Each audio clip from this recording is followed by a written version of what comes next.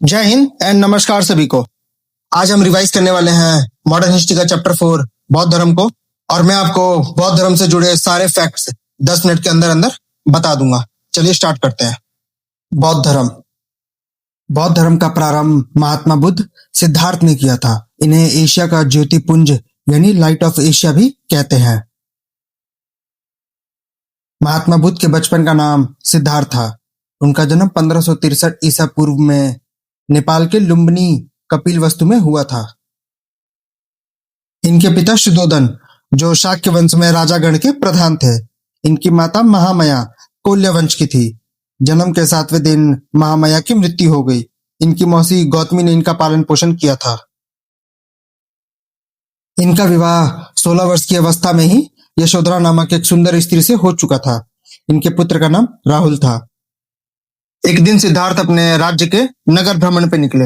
इन्होंने वहां पर 4 अवस्थाएं देखी: वृद्ध व्यक्ति, बीमार व्यक्ति, शव तथा एक सन्यासी, जिसके कारण उनके मन में वैराग्य यानी गृह त्याग की इच्छा उत्पन्न हुई। इस पॉइंट से क्वेश्चन कैसे बनते हैं वो भी समझ लो। एग्जामिनर इसको शफल करके दे देगा कि बुद्ध भगवान ने पहले कौन सी अवस्था देखी, बाद में कौन सी देखी और सबसे लास्ट में कौन सी देखी। आपको ये लाइन वाइज याद होनी चाहिए। इसमें मैंने याद किया था कि बूढ़ा बीमार व्यक्ति चल बसा और बाद में वो मायावी निकला। मायावी मतलब साधु बाबाओं के पास होती है ना मायावी शक्ति। बुद्ध भगवान को जो व्यक्ति नगर भ्रमण करवा रहे थे उनका नाम चन्ना था और उनके घोड़े का नाम कंथक था। 29 वर्ष की आयु में इन्होंने अपना गृह त्याग दिया, जिसे बौद्ध धर्म में महाभिनिष्क्रमण कहते हैं। निरंजन नदी के तट पर पीपल वृक्ष के नीचे और वैशाख पूर्णिमा के दिन इन्हें ज्ञान की प्राप्ति हुई। ज्ञान प्राप्ति के बाद यह वृक्ष महाबोधि वृक्ष कहलाया और यह स्थान बोध गया कहलाया, जो वर्तमान में बिहार राज्य में गया जी के नाम से जाना जाता है। ज्ञान प्राप्ति के बाद इन्हें महाबुद्ध कहा गया और बुद्ध का शाब्दिक अर्थ होता है ज्ञान संपन्न व्यक्ति। इन्होंने अपना पहला उपदेश सारनाथ में अपने मित्रों को दिया था, जिसे बौद्ध धर्म में महाधर्म चक्र परिवर्तन कहते हैं। महात्मा बुद्ध ने अपना सर्वाधिक उपदेश कौशल देश की राजधानी श्रावस्ती में दिया था, जो कि पाली भाषा में था। महात्मा बुद्ध के सबसे प्रिय शिष्य आनंद थे। आनंद के कहने पर ही महात्मा बुद्ध ने महिलाओं को वैशाली के बौद्ध संघ में आने की अनुमति दी थी। बौद्ध धर्म अपनाने वाली पहली महिला गौतमी और दूसरी महिला आम्रपाली है। गौतमी इनकी मौसी थी, आपको याद ही होगा। महात्मा बुद्ध के 4 सत्य वचन बहुत इंपॉर्टेंट पॉइंट है, ध्यान से सुनना ये चारों बातें। इन्होंने कहा कि संसार दुखों से भरा है और सभी दुखों का कोई ना कोई कारण है, लेकिन दुख का सबसे बड़ा कारण इच्छा है और इच्छा पर नियंत्रण पाया जा सकता है। महात्मा बुद्ध ने इन इच्छाओं पर नियंत्रण पाने के लिए अष्टांगिक मार्ग दिया, मतलब 8 फोल्ड पाथ। पहला सम्यक दृष्टि, राइट ऑब्जर्वेशन, मतलब ये कि अच्छे से चीजों को देखना, उनको महसूस करना।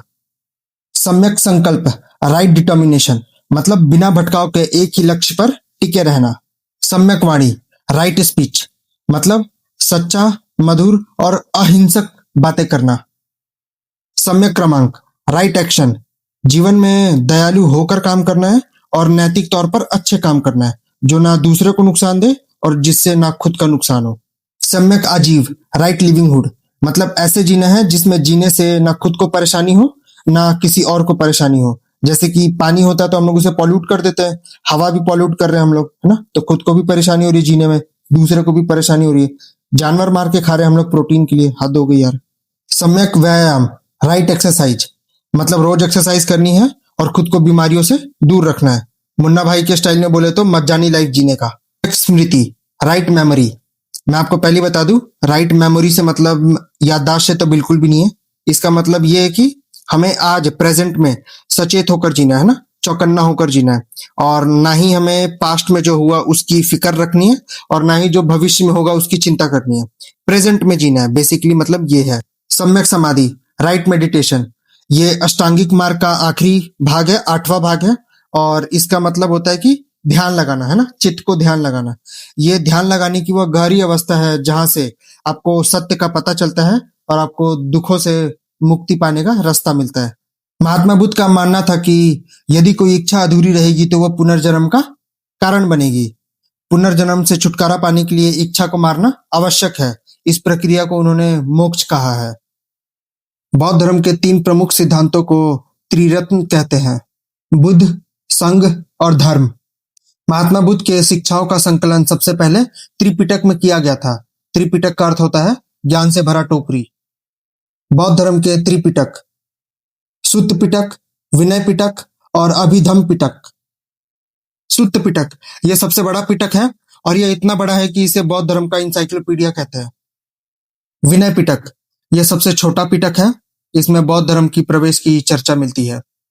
अभिधम्म पिटक इसमें महात्मा बुद्ध की दार्शनिक विचारों की चर्चा है। विनय पिटक से एक बात याद आई, बौद्ध धर्म में प्रवेश करने की न्यूनतम आयु 15 वर्ष थी, ये याद रखना आप लोग। महात्मा बुद्ध ने अपना अंतिम उपदेश कुशीनगर में दिया था। महात्मा बुद्ध जी अपना उपदेश देते देते पावापुरी पहुंच गए, जहां एक जैन भिक्षुक चंद्र ने इन्हें जहरीले मशरूम खिला दिए। महात्मा बुद्ध की तबीयत बिगड़ने लग गई और उन्हें डायरिया हो गया था। उत्तर प्रदेश के माल महाजनपद में स्थित कुशीनगर में उनकी मृत्यु हो गई, जिसे बौद्ध धर्म में महापरिनिर्वाण कहा गया। आप लोग महात्मा बुद्ध की मृत्यु को याद रखना, एग्जामिनर को कुछ खासा ही प्यार है इनसे। महात्मा बुद्ध के समकालीन बिंबिसार, उदयन और प्रसेनजीत थे। Once again very important point. Mahatma Buddha की मृत्यु 483 ईसा पूर्व में हुई और उनकी मृत्यु के बाद बौद्ध का प्रचार प्रसार करने के लिए 4 बौद्ध संगतियों का आयोजन किया गया। मैंने चारों बौद्ध संगतियों को सजाकर टेबल के फॉर्म में लिख दिया है। आप लोग वीडियो को पॉज करो और इस टेबल को ध्यान से पढ़ो। याद रहे, आपसे क्वेश्चन पूछता क्या है कि कौन सा बौद्ध संगति किस वर्ष हुआ था, किस स्थान पे हुआ था, उसका संरक्षक कौन था और उसकी अध्यक्षता किसने की थी। तो आप लोग इस वीडियो को पॉज करो और ये फटाफट से सारा टेबल पढ़ डालो। अगर मैं बताने पे आया तो वीडियो ऑलरेडी बहुत लंबी हो जाएगी। आगे चलते हैं। नेक्स्ट, मनुष्य जीवन में होने वाली कुछ चीजों को बौद्ध धर्म में चिन्हित किया गया है। एग्जामिनर एक्चुअल में बहुत चंडाल होता है, वो यहां से भी क्वेश्चन पूछ लेगा। आइए इसको भी फटाफट से देख लेते हैं। जन्म को कमल से दर्शाया गया है, युवा अवस्था को सांड से, गृह त्याग को घोड़ा से दर्शाया गया है, जिसे बौद्ध धर्म में महाभिनिष्क्रमण भी कहते हैं। गृह त्याग को, ज्ञान प्राप्ति को पीपल, प्रथम उपदेश को चक्र, मृत्यु को स्तूप से दर्शाया गया है, जिसे बौद्ध धर्म में महापरिनिर्वाण कहते हैं। कुछ अन्य महत्वपूर्ण तथ्य, अभी जो मैं बता रहा हूं ये कहीं ना कहीं क्वेश्चन आए हुए हैं, मैं डायरेक्टली वन लाइनर के फॉर्म में लेकर आ गया। भारत में सबसे पहले जिस मानव के प्रतिमा की पूजा की गई थी वो प्रतिमा भगवान बुद्ध की थी। इसी के साथ मूर्ति पूजा की नींव भी रखी गई थी। बौद्ध धर्म को अपनाने वाले शासक अशोक, कनिष्क, नागार्जुन, अश्वघोष, वसुमित्र ये सब थे। गांधार कला का संबंध बौद्ध धर्म से है और मथुरा कला का संबंध जैन धर्म से है। बौद्ध तथा जैन धर्म में कुछ अंतर, बौद्ध धर्म और जैन धर्म में कहीं कहीं पर बिल्कुल बारीक सा डिफरेंस है, इसीलिए बच्चे कंफ्यूज भी होते हैं। आज के बाद से नहीं होंगे। जैन धर्म में पुनर्जन्म का कारण आत्मा को बताया गया है, जबकि बौद्ध धर्म में इच्छा को बताया गया है। जैन धर्म ने मोक्ष प्राप्ति के लिए संलेखना विधि को अपनाया, जबकि बौद्ध धर्म में अष्टांगिक मार्ग को अपनाया गया। जैन धर्म में ज्ञान की प्राप्ति को कैवल्य कहा गया है, जबकि बौद्ध धर्म में ज्ञान की प्राप्ति को निर्वाण कहा गया है। अब बौद्ध धर्म और जैन धर्म में कुछ समानताएं देख लेते हैं, जिसमें बच्चे कंफ्यूज तो नहीं होते, लेकिन फिर भी एक बार देख लेते हैं। दोनों धर्मों में मोक्ष प्राप्ति तथा पुनर्जन्म में विश्वास किया गया है। दोनों धर्मों में मूर्ति पूजा तथा भगवान के अस्तित्व का विरोध किया गया। दोनों ने कर्मकांड का विरोध किया। यह दोनों हिंदू धर्म से ही टूटे थे। भारत में कुल 16 जनपद हुए हैं, जिसकी चर्चा बौद्ध ग्रंथ अंगुत्तर निकाय में मिली है। यह बहुत इंपॉर्टेंट पॉइंट है, इसको तो गांठ बांध के अपने दिमाग में बिठा लेना। 16 जनपदों में से सबसे समृद्ध तथा सबसे शक्तिशाली महाजनपद मगध था, जो आगे चलकर इन जनपदों पर अधिकार कर लेता है। महाजनपद का काल सिंधु सभ्यता के बाद दूसरी नगरीय सभ्यता थी।